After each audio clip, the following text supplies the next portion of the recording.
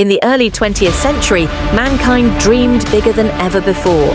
And in 1912, that dream took shape in the form of the RMS Titanic, a ship so massive, so luxurious, that many called it unsinkable. Built in Belfast, Ireland, the Titanic was the pride of the White Star Line. Nearly 900 feet long, with grand dining halls, crystal chandeliers, and first-class cabins fit for royalty, it was more than a ship. It was a floating palace. On April the 10th, 1912, the Titanic set sail on its maiden voyage from Southampton, England, bound for New York. On board were over 2,200 souls, millionaires, businessmen, emigrants chasing the American dream, and the hard-working crew who kept the ship alive. But destiny had other plans. 4 days later, on the freezing night of April 14th, the Titanic sped through the icy waters of the North Atlantic. At 11:40 p.m., disaster struck.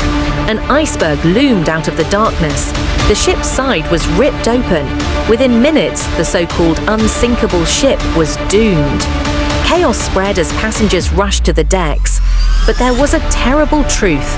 Lifeboats for barely half of those on board.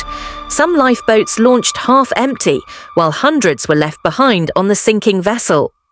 At 2:20 a.m., April 15, 1912, the Titanic broke in two and slipped beneath the waves, taking over 1,500 lives to the bottom of the Atlantic Ocean. The tragedy shocked the world and forever changed the rules of the sea. Ships were now required to carry lifeboats for everyone, maintain 24-hour radio watch, and heed warnings of ice.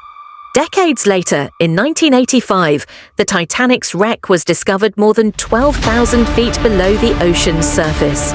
Silent, broken, but never forgotten. The Titanic remains a symbol of human ambition, pride, and the high cost of ignoring nature's power.